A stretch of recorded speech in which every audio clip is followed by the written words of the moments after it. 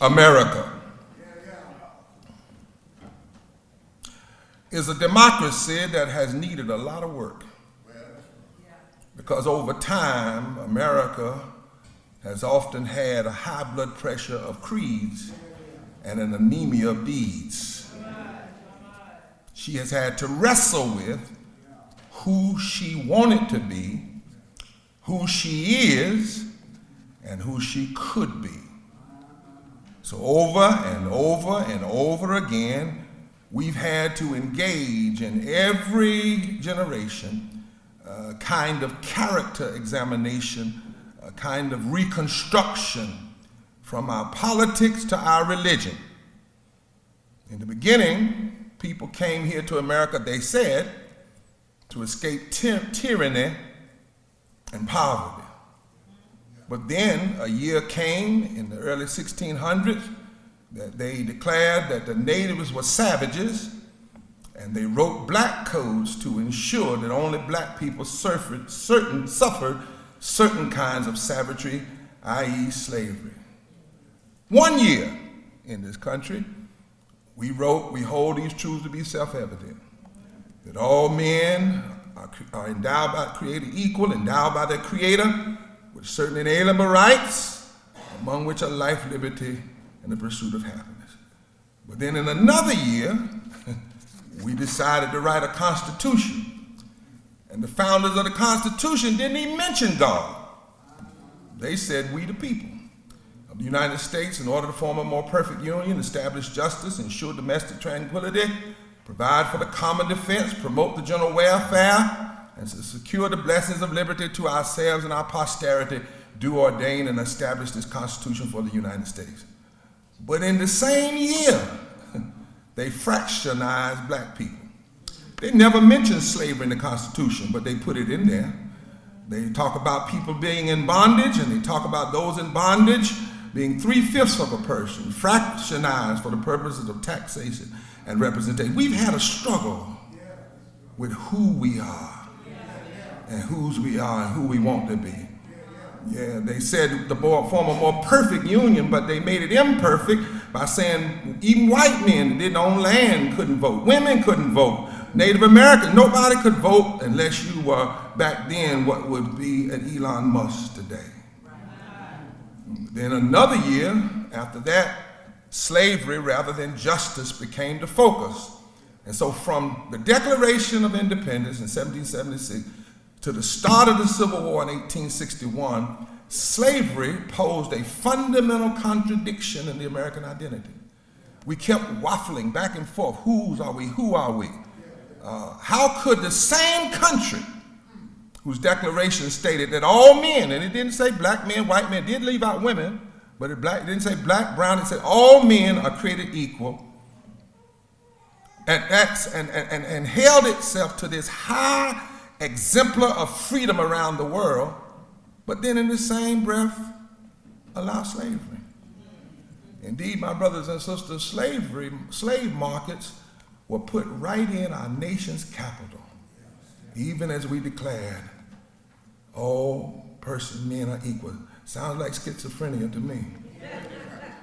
Unable to resolve the differences over slavery, Alvin, our founding fathers didn't mention the word, as I said, in the Constitution.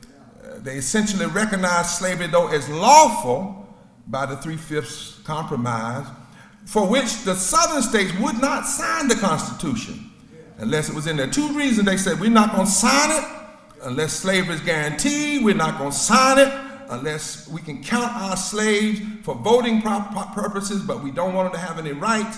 And we're not going to sign it if we can't carry guns so that we can put down slave revolts. That's how you got the Second Amendment.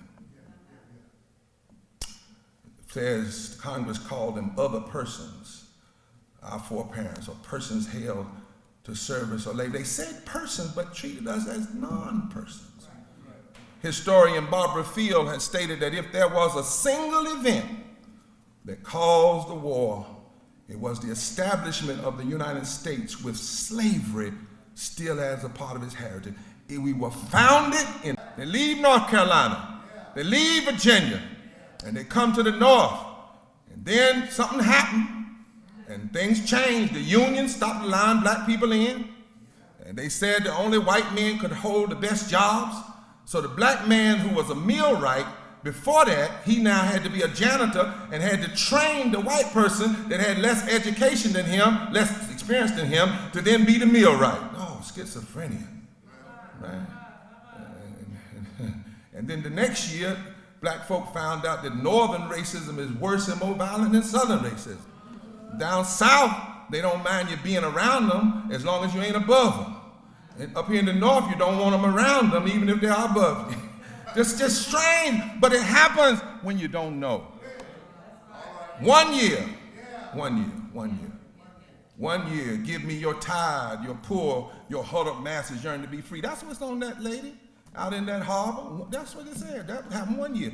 Then another year came in, and they resisted the Polish, the Irish, the Jewish people, the nativists. The people said, we always been here. Our parents traced back to the Revolutionary War. We don't want any of these folk here. And they formed gangs in New York to fight Polish and against other white folk against white folk.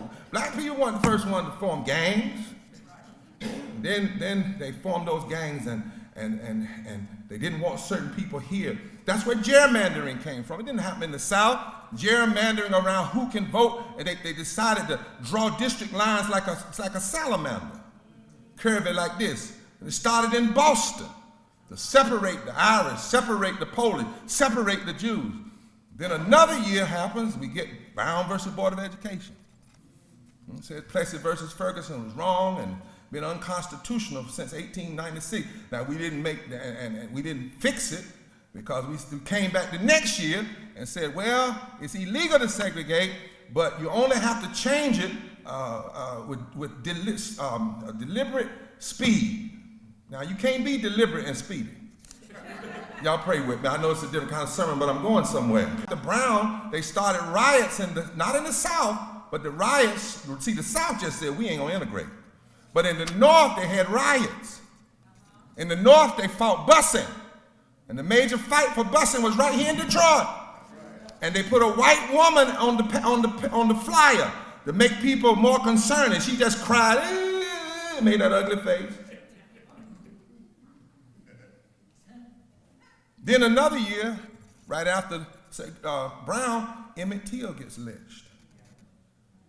He's from the North. He goes down south for the summer. Never sees his mama again. We know now that the wife that told that he had said something to her lied, and that her husband was a wife beater, and told her and beat her until she changed her story. And then the next year, Rosa Parks says, I can't take it no more. Now, she didn't just say that. She had been planning for a long time, but actually it was the end of the year. By the time you go into the next year, the modern civil rights movement starts in the middle of the winter. December 1st, December 5th. Rosa Parks says, if you take one of our Emmets, we're going to take down your whole system. And Dr. King stands on her act and preaches his first sermon there in Montgomery. He says, if we're wrong, the Constitution is wrong. If we're wrong, then Amos was wrong. If we're wrong, the prophets of the Bible are wrong. If we're wrong, then God Almighty is wrong.